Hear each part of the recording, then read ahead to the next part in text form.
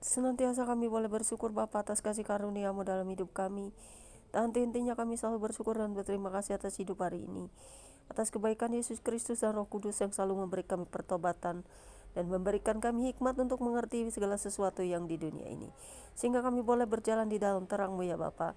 Agar setiap hari kami mendengarkan dan membaca Alkitab, supaya setiap hari kami dipimpin oleh Roh-Mu yang kudus untuk memahami jalan-jalan-Mu, memberkati bangsa Israel dan seluruh bangsa di dunia, agar menjadi kesaksian bahwa Tuhan Allah Israel adalah Allah yang hidup, yang berkuasa atas seluruh jagat raya ini, sehingga kami semua orang-orang percaya akan selalu mendoakan bangsa Israel dan pertobatannya. Mereka mengenal Mesias yang dari surga, yang adalah Tuhan Israel juga, yang akan menyelamatkan membawa mereka keluar dari kesesakan, dari segala pergumulan yang telah menyakitkan mereka selama ini.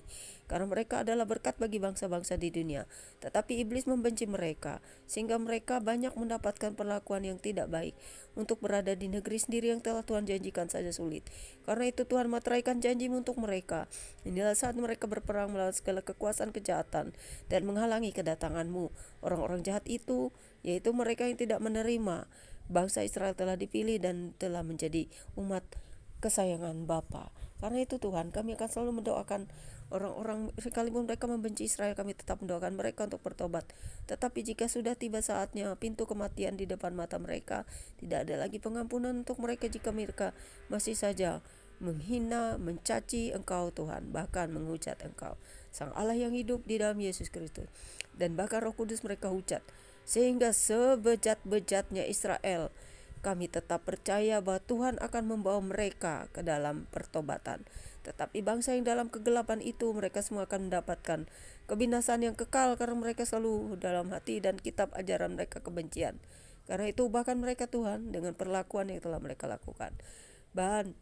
Biarlah kitab kehidupan itu akan mencatat bangsa-bangsa yang telah menjatuhkan Israel, yang telah membawa mereka ke dalam kegelapan yang paling gelap, yaitu membawa kepada penyembahan lain.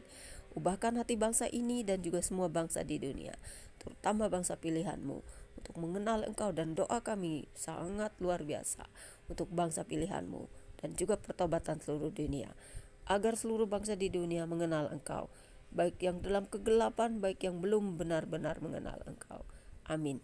Pembacaan Alkitab di siang hari ini telah ambil dari 2 Raja-Raja 20 ayat 12 hingga dengan ayat yang ke-21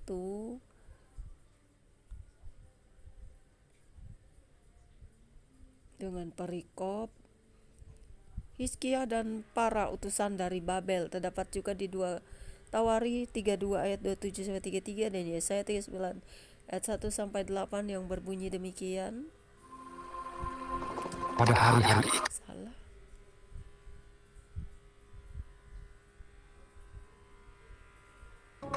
pada waktu itu, Merodak Baladan bin Baladan, Raja Babel, menyuruh orang membawa surat dan pemberian kepada Hizkia, sebab telah didengarnya bahwa Hizkia sakit tadinya.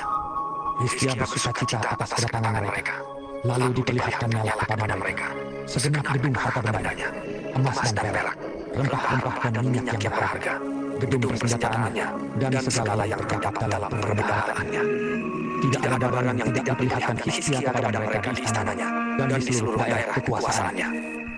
Kemudian datanglah Nabi Yesaya kepada Raja Hizkia dan bertanya kepadanya, apakah yang telah dikatakan orang-orang ini? Dan dari manakah mereka datang? Jawab Hizkia, mereka dari yang jauh, dari Babel. Lalu tanyanya lagi, apakah yang telah dilihat mereka di istanamu? Jawab Hizkia, semua yang di istanaku telah dilihat. Tidak ada barang yang tidak diperlihatkan kepada kebenaranku. Lalu Yesaya berkata kepada Hizkia, dengarkanlah firman Tuhan.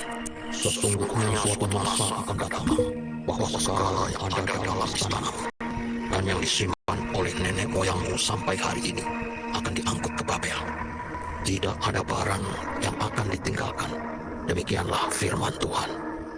Dan dari keturunanmu yang akan kau peroleh akan diambil orang untuk menjadi sida-sida di istana Raja Babel. Hizkia menjawab kepada Yesaya, sungguh firman Tuhan yang kau ucapkan itu. Tetapi pikirnya, kesal damai dan keamanan semua hidupku. Selebihnya dari riwayat Hizkia, segala kepahlawanannya dan bagaimana ia membuat kolam dan saluran air dan mengalirkan air ke dalam kota. Bukankah semuanya itu tertulis dalam kitab sejarah raja-raja Yehuda? Kemudian Hizkia mendapat perhentian bersama-sama dengan nenek moyangnya. Maka Manasye anaknya menjadi raja menggantikan dia.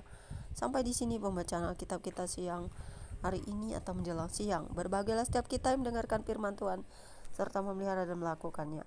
Bapa, terima kasih apa yang kami dengar setiap hari dan baca akan selalu menjadi kesaksian bagi kami bahwa Tuhan benar-benar mengasihi bangsa pilihan-Mu. Sampai hari ini juga Tuhan tetap melindungi mereka, karena mereka yang Tuhan serahkan akan Tuhan kumpulkan kembali seperti seorang bapa mengumpulkan anak-anaknya. Demikianlah kami orang-orang yang mengasihi Israel. Kami tahu bahwa kami tidak dapat hidup tanpa Engkau Bapa, tanpa Roh-Mu yang hidup di dalam kami juga, tanpa Yesus Kristus yang telah memberikan kasih sayang-Nya melalui karyanya di kayu salib, sehingga kami semua dapat bertobat setiap hari, mengakui semua dosa-dosa kami, baik melalui pikiran, perkataan, perbuatan kami.